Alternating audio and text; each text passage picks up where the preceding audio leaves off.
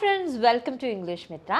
ഇന്നത്തെ സെഷനിൽ നമ്മൾ പഠിക്കാൻ പോകുന്നത് നമുക്ക് ഓഫീസിൽ അല്ലെങ്കിൽ ഒരു പ്രസൻറ്റേഷൻ്റെ ഒക്കെ സമയത്ത് യൂസ് ചെയ്യാൻ പറ്റുന്ന കുറച്ച് നല്ല ഇംഗ്ലീഷ് ഫ്രേസസ് ആണ്, നല്ല കുറച്ച് ഇംഗ്ലീഷ് വാക്കുകളാണ് നമ്മളിന്ന് പഠിക്കാൻ പോകുന്നത്. നിങ്ങൾ പലയിടത്തും ഇത് കേട്ടിട്ടുണ്ടാവും, എസ്പെഷ്യലി സീരീസിൽ, ഇംഗ്ലീഷ് സീരീസുകളിലും അതുപോലെ തന്നെ ഇംഗ്ലീഷ് മൂവീസിലും വീഡിയോസിലും ഒക്കെ നിങ്ങൾ കേട്ടിട്ടുണ്ടാവുന്ന ഫ്രേസസ് തന്നെ ആയിരിക്കും ഇത്. പക്ഷേ ഇതെങ്ങനെ യൂസ് ചെയ്യണം, ഇതിൻ്റെ കറക്റ്റായിട്ടുള്ള അർത്ഥം എന്താണെന്നൊക്കെ നിങ്ങൾക്ക് ഇതുവരെ അറിയാനുള്ള ചാൻസ് ഇല്ല. അപ്പം അതാണ് നമ്മളിന്ന് നോക്കാൻ പോകുന്നത്. അപ്പോൾ നിങ്ങൾക്ക് ഈ വീഡിയോ ഇഷ്ടപ്പെടുവാണെങ്കിൽ ദയവായി ഞങ്ങളുടെ ചാനൽ സബ്സ്ക്രൈബ് ചെയ്യാം. നമുക്ക് വീഡിയോയിലേക്ക് കിടക്കാം. ഇന്നത്തെ വീഡിയോയിൽ നമ്മൾ പഠിക്കാൻ പോകുന്ന ഫസ്റ്റ് ഫ്രേസ് ആണ് ടു കട്ട് കോർണേഴ്സ്. എന്താണ് കട്ട് കോർണേഴ്സ് എന്ന് വെച്ചാൽ നിങ്ങൾ ഒത്തിരി അടുത്ത് കേട്ടിട്ടുണ്ടായിരിക്കും. സോ കട്ട് കോർണേഴ്സ് എന്ന് വെച്ചാൽ നമുക്ക് ഒരു പ്രോജക്റ്റ് തന്നിട്ടുണ്ട്, അതിൻ്റെ ഡെഡ് ലൈൻ എന്ന് പറയുന്നത് നാളെയാണ്, നമ്മൾ ഇതുവരെ അത് തീർത്തിട്ടില്ല. അപ്പോൾ നമ്മൾ ഇന്ന് രാത്രി ഇരുന്ന് കുറേ എങ്ങനെയൊക്കെയോ എന്തൊക്കെയൊക്കെയോ കൂട്ടി കുഴച്ച് അവിയൽ പരുവത്തിൽ നാളെ സബ്മിറ്റ് ചെയ്യും. അതിനെയാണ് നമ്മൾ കട്ട് കോർണേഴ്സ് എന്ന് പറയുന്നത്. അതായത് ഈ കട്ട് കോർണർ ചെയ്യുമ്പോൾ നമ്മൾ ഇമ്പോർട്ടൻ്റ് ആയിട്ടുള്ള ഭാഗങ്ങൾ കളഞ്ഞിട്ട് എങ്ങനെയെങ്കിലും സബ്മിറ്റ് ചെയ്യാൻ വേണ്ടി, എങ്ങനെയെങ്കിലും പെട്ടെന്ന് തീർക്കാൻ വേണ്ടിയിട്ട് നമ്മളൊരു കാര്യം ചെയ്ത് തീർക്കുന്നതിനെയാണ് നമ്മൾ ടു കട്ട് കോർണേഴ്സ് എന്ന് പറയുന്നത്. It's not a good thing. അങ്ങനെ നമ്മൾ ചെയ്യുമ്പോൾ എന്താ പറ്റുന്നത്, ഇമ്പോർട്ടൻ്റ് ആയിട്ടുള്ള പല ഭാഗങ്ങളും നമ്മൾ കട്ട് ചെയ്ത് കളയും. അപ്പോൾ നമുക്ക് പിന്നീടും കുറേ പ്രശ്നങ്ങളൊക്കെ ഉണ്ടാവാം. So do not cut corners. അപ്പോൾ that is the meaning of cut corners. Okay, to eliminate ചെയ്യുക ഇമ്പോർട്ടൻ്റ് ആയിട്ടുള്ള ഭാഗങ്ങളും പിന്നെ കുറച്ച് നല്ല കാര്യങ്ങളൊക്കെ എലിമിനേറ്റ് ചെയ്തിട്ട് നമ്മൾ പെട്ടെന്ന് ധൃതിയിൽ എങ്ങനെയെങ്കിലുമൊക്കെ വർക്ക് സബ്മിറ്റ് ചെയ്യാൻ വേണ്ടി നമ്മളൊരു കാര്യം ചെയ്യുന്നതിനാണ് നമ്മൾ കട്ട് കോർണേഴ്സ് എന്ന് പറയുന്നത്. ഒരു എക്സാമ്പിൾ പറയുകയാണെങ്കിൽ, the new filing system will not work if we cut corners. പുതിയ ഫയലിംഗ് സിസ്റ്റം നമ്മൾ ഇങ്ങനെ കോർണേഴ്സ് കട്ട് ചെയ്യാൻ തുടങ്ങിയാൽ, അതായത് എടുപിടിയിൽ നിന്ന് കാര്യങ്ങളൊക്കെ ചെയ്ത് തീർക്കാൻ എങ്ങനെയെങ്കിലുമൊക്കെ ചെയ്ത് തീർക്കാനായിട്ട് ശ്രമിക്കുകയാണെങ്കിൽ പുതിയ ഫയലിംഗ് സിസ്റ്റം വർക്ക് ചെയ്യില്ല എന്നാണ് പറയുന്നത്. അടുത്ത് നമ്മൾ നോക്കാൻ പോകുന്ന ഫ്രേസ് ആണ് back to the drawing board, അല്ലേ, go back to the drawing board. എന്താണ് ഇതിൻ്റെ അർത്ഥം?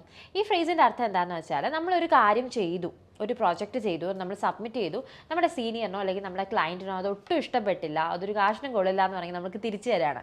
അപ്പോൾ നമ്മൾ ഒന്നേന്ന് ഈ പ്രോജക്റ്റ് സ്റ്റാർട്ട് ചെയ്യണം. അപ്പോൾ ഒന്നേന്ന് എന്തെങ്കിലും സ്റ്റാർട്ട് ചെയ്യുന്നതിനെയാണ് നമ്മൾ back to the drawing board എന്ന് പറയുന്നത്. For example, the client hated your project, your work, so you'll have to go back to the drawing board. എന്ന് വെച്ചാൽ ക്ലയൻറ്റിന് നിങ്ങളുടെ പ്രോജക്റ്റ് ഒട്ടും ഇഷ്ടപ്പെട്ടില്ല, നിങ്ങൾ ഒന്നേന്ന് തുടങ്ങണം. അപ്പം നിങ്ങളോട് ആരെങ്കിലും go back to the drawing board എന്ന് നിങ്ങളോട് ആരെങ്കിലും പറയുകയാണെങ്കിൽ യു ഷുഡ് അണ്ടർസ്റ്റാൻഡ് ദാറ്റ് നിങ്ങളോട് ഒരു കാര്യം ഒന്നേന്ന് ചെയ്യാൻ പറയുകയാണ്. ഓക്കെ, ഇനി അടുത്ത ഫ്രേസ് എന്ന് പറയുന്നത് call it A day.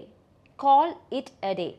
Call it A day എന്ന് വെച്ചാൽ നമ്മൾ എന്തെങ്കിലും ഒരു വർക്ക് ചെയ്തുകൊണ്ടിരിക്കുകയാണ്, അല്ലെങ്കിൽ ഒരു കാര്യം ചെയ്തുകൊണ്ടിരിക്കുകയാണ്, അപ്പോൾ അത് നിർത്താം, ഇന്നത്തേക്ക് നിർത്താം എന്ന് പറയാൻ വേണ്ടിയിട്ട് നമ്മൾ യൂസ് ചെയ്യുന്ന ഫ്രേസാണ് കോൾ ഇറ്റ് എ ഡേ എന്ന് പറയുന്നത്. ഓക്കെ, എന്തെങ്കിലും ഓഫീസിൽ ഒരു വർക്ക് ആയിരിക്കാം, അല്ലെങ്കിൽ നിങ്ങൾ എന്തെങ്കിലും ഒരു കാര്യം ചെയ്തുകൊണ്ടിരിക്കുമ്പോൾ ഇന്നത്തേക്ക് ഇനിയിപ്പം മതി, നാളെ ചെയ്യാം എന്നുള്ള അർത്ഥത്തിലൊക്കെയാണ് നമ്മൾ കോൾ ഇറ്റ് എ ഡേ എന്ന ഫ്രേസ് യൂസ് ചെയ്യുക. For example, we've made plenty progress, let's call it a day. നമ്മൾ ഇന്ന് ഒത്തിരി പ്രോഗ്രസ് ഉണ്ടായി, നമ്മുടെ വർക്കിൽ ഇന്ന് ഒത്തിരി പ്രോഗ്രസ് ഉണ്ടായി, അതുകൊണ്ട് നമുക്ക് ഇന്നത്തേക്ക് നിർത്താം എന്നാണ് അർത്ഥം വരിക. ഇനി അടുത്ത ഫ്രേസ് നമുക്ക് നോക്കാം, ടച്ച് ബേസ്. ടച്ച് ബേസ് അതായത് ഇപ്പോൾ നമ്മൾ പറയാണ് touch base with someone. നമ്മളോടൊരാൾ പറയാണ്, നമ്മുടെ സീനിയർ മാനേജർ പറയാണ് you should touch base with Ranjith എന്ന് വെച്ചാൽ അതിൻ്റെ അർത്ഥം എന്താണ്? വാട്ട് ഡസ് ദാറ്റ് മീൻ?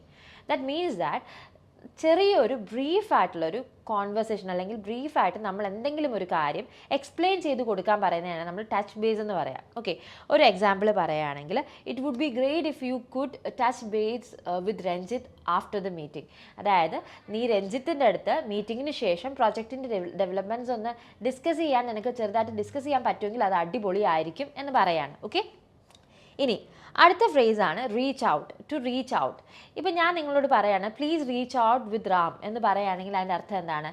എന്തെങ്കിലും ആവശ്യമുണ്ടെങ്കിൽ രാമിനെ കോൺടാക്റ്റ് ചെയ്യുക. Okay, to contact someone for help or if you need anything എന്നാണ് റീച്ച് ഔട്ട് എന്ന ഫ്രേസിന് ഈ ഒരു കോണ്ടെക്സ്റ്റിൽ അർത്ഥം വരിക.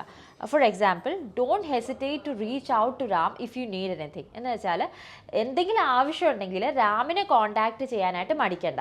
So reach out basically means to contact someone if you need help official കാര്യങ്ങൾക്ക്. ഓക്കെ, നെക്സ്റ്റ് ഫ്രേസ് എന്ന് പറയുന്നത് keep me in the loop.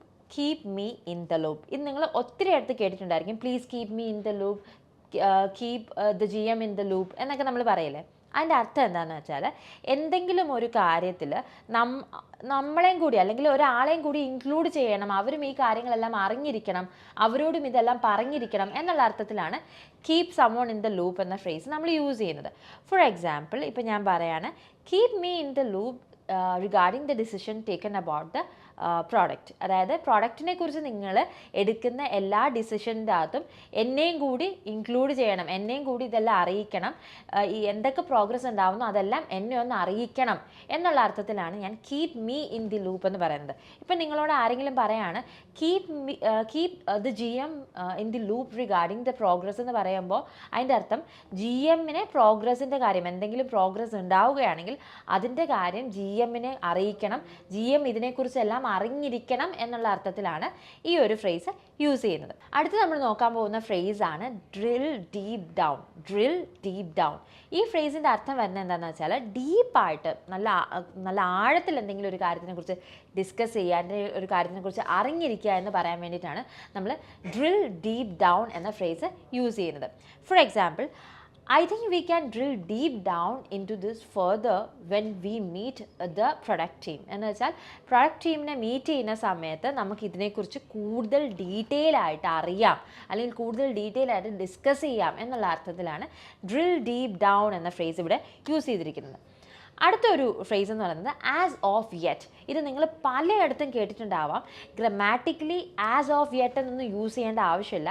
ഇതിൻ്റെ അർത്ഥം വരുന്നത് അറ്റ് ദ മൊമെൻറ്റ്, അല്ലെങ്കിൽ ഇതുവരെ ഈ സമയം വരെ എന്നുള്ള അർത്ഥത്തിൽ യെറ്റ് യൂസ് ചെയ്താലും മതി. പക്ഷേ ആസ് ഓഫ് യെറ്റ് എന്നുള്ളത് ഭയങ്കര കോമൺ ആയിട്ടുള്ളൊരു ഫ്രേസായിട്ട് മാറിയിരിക്കുകയാണ് അല്ലേ. നിങ്ങൾ പലയിടത്തും ഇത് കേട്ടിട്ടുണ്ടാവും, എസ്പെഷ്യലി ഇംഗ്ലീഷ് മൂവീസിലും നിങ്ങൾ ഉറപ്പായിട്ടും കേട്ടിട്ടുണ്ടാവും. അപ്പോൾ ഇതിൻ്റെ ഒരു അർത്ഥം വരുന്നത് എന്താണെന്ന് വെച്ചാൽ ഇതുവരെ, ഈ സമയം വരെ എന്നുള്ള അർത്ഥത്തിലാണ് ആസ് ഓഫ് യെറ്റ് യൂസ് ചെയ്തിരിക്കുന്നത്. For example, as of yet we have no plans of hiring a social media manager. അതിൻ്റെ അർത്ഥം എന്താണ്? ഇതുവരെ ഞങ്ങൾ സോഷ്യൽ മീഡിയ മാനേജറിനെ ഹയർ ചെയ്യുന്നതിനെക്കുറിച്ച് ഒരു പ്ലാനും നടത്തിയിട്ടില്ല. സോ ഇതുവരെ എന്നുള്ള അർത്ഥം തന്നെയാണ് ആസ് ഓഫ് യെറ്റിനും ഉള്ളത്. ഇത് ഗ്രാമാറ്റിക്കലി ഇതിൻ്റെ ആവശ്യമുണ്ടോ എന്ന് ചോദിച്ചാൽ ഇല്ല, പക്ഷേ it's a very commonly used phrase. അടുത്ത് നമ്മൾ നോക്കാൻ പോകുന്ന ഫ്രേസാണ് at the end of the day. At the end of the day എന്ന ഫ്രേസിൻ്റെ അർത്ഥം വരുന്നത് എന്താണെന്ന് വെച്ചാൽ നമ്മൾ ഒരു സിറ്റുവേഷനെ കണക്കിലെടുക്കുകയാണ്. അപ്പം നമ്മളിങ്ങനെ പറയാണ്, എല്ലാ കാര്യങ്ങളും നമ്മൾ നോക്കുമ്പോൾ, എല്ലാ കാര്യങ്ങളും കണക്കിലെടുക്കുമ്പോൾ അവസാനം ഇങ്ങനെ സംഭവിച്ചു എന്ന് നമ്മൾ മലയാളത്തിൽ പറയില്ലേ, ആ ഒരു ശൈലിക്ക് പകരം നമ്മൾ ഇംഗ്ലീഷിൽ യൂസ് ചെയ്യുന്ന ഫ്രേസാണ് at the end of the day. അതായത് taking everything into consideration, എല്ലാ കാര്യങ്ങളും നമ്മൾ നോക്കുമ്പോൾ ഇങ്ങനെയാണ് എന്ന് പറയാൻ വേണ്ടിയിട്ടാണ് ഈ ഒരു ഫ്രേസ് നമ്മൾ യൂസ് ചെയ്യുന്നത്.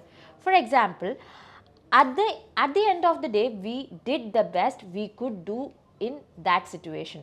എല്ലാ കാര്യങ്ങളും നമ്മൾ കണക്കിലെടുക്കുമ്പോൾ ആ സിറ്റുവേഷനിൽ നമുക്ക് എന്ത് ചെയ്യാൻ പറ്റിയോ അതെല്ലാം നമ്മൾ ചെയ്തിട്ടുണ്ട്. അപ്പം എല്ലാ കാര്യങ്ങളും കണക്കിലെടുക്കുമ്പോൾ എന്നുള്ള അർത്ഥത്തിലാണ് ഈ ഒരു ഫ്രേസ് നമ്മൾ യൂസ് ചെയ്യുന്നത്.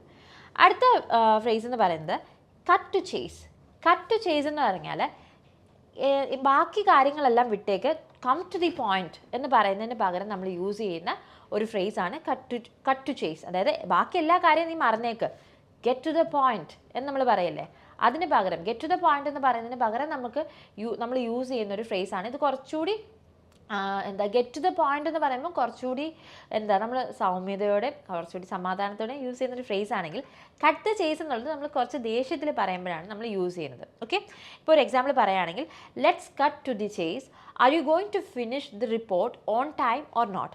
ബാക്കി കാര്യങ്ങളെല്ലാം വിട്ടേക്ക്, നമുക്ക് പോയിന്റിലോട്ട് വരാം, നമുക്ക് കാര്യത്തിലോട്ട് കിടക്കാം. നീ റിപ്പോർട്ട് കറക്റ്റ് സമയത്തിന് സബ്മിറ്റ് ചെയ്യുമോ ഇല്ലയോ, ഫിനിഷ് ചെയ്യുമോ ഇല്ലയോ. Okay, so cut to the chase എന്ന് പറഞ്ഞാൽ ബാക്കി എല്ലാ കാര്യം വിട്ടേക്ക്, ഗെറ്റ് ടു ദ പോയിന്റ് എന്ന് കുറച്ചുകൂടി നമ്മൾ റൂഡായിട്ട് കുറച്ചുകൂടി ദേഷ്യത്തിൽ ഒരു ഇച്ചിരി അർജൻസിയിൽ പറയുമ്പോഴാണ് ഈ ഒരു ഫ്രേസ് നമ്മൾ യൂസ് ചെയ്യുന്നത്. അപ്പോൾ ഇന്ന് നമ്മൾ പഠിച്ചത് നമുക്ക് ഓഫീസിലും പ്രസൻറ്റേഷൻസിലും അതുപോലെ തന്നെ മീറ്റിംഗ്സിലും ഒക്കെ യൂസ് ചെയ്യാൻ പറ്റുന്ന കുറച്ച് നല്ല ഫ്രേസസ് ആണ്. അപ്പോൾ നിങ്ങൾക്ക് ഈ ക്ലാസ് ഇഷ്ടപ്പെട്ടുവെങ്കിൽ ദയവായി ഞങ്ങളുടെ ചാനൽ സബ്സ്ക്രൈബ് ചെയ്യുക. നിങ്ങൾക്ക് ഇതിൽ എന്തെങ്കിലും ഡൗട്ട്സ് ഉണ്ടെങ്കിൽ നിങ്ങൾക്ക് കോമൻറ്റ് സെക്ഷനിൽ പോസ്റ്റ് ചെയ്യാവുന്നതാണ്, അത് ക്ലിയർ ചെയ്ത് തരുന്നതായിരിക്കും. അതുപോലെ തന്നെ നിങ്ങൾക്ക് ഇംഗ്ലീഷ് മിത്രയുടെ സ്പോക്കൺ ഇംഗ്ലീഷ് കോഴ്സിനെ കുറിച്ച് കൂടുതൽ ഡീറ്റെയിൽസ് അറിയാൻ താല്പര്യപ്പെടുന്നുണ്ടെങ്കിൽ ദയവായി ഞങ്ങളുടെ ഡിസ്ക്രിപ്ഷനിൽ കൊടുത്തിരിക്കുന്ന ലിങ്കിൽ ലിങ്കിൽ ക്ലിക്ക് ചെയ്ത് കോഴ്സിൻ്റെ ഡീറ്റെയിൽസ് കളക്ട് ചെയ്യാവുന്നതാണ്.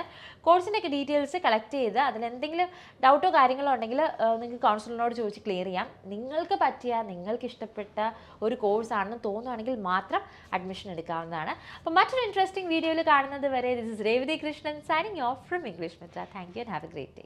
ഇംഗ്ലീഷ് മിത്ര വാട്സ്ആപ്പ് വഴി നൈസായി ഇംഗ്ലീഷ് പഠിക്കാം. ഇഷ്ടമുള്ള സമയത്ത് ഏതു പ്രായത്തിലും കട്ട സപ്പോർട്ടുമായി പേഴ്സണൽ ട്രെയിനർ, 1-to-1 ട്രെയിനിങ്. തിരഞ്ഞെടുക്കാൻ ബേസിക്, ഇന്റർമീഡിയറ്റ്, അഡ്വാൻസ്ഡ് എന്നീ ഓപ്ഷനുകൾ.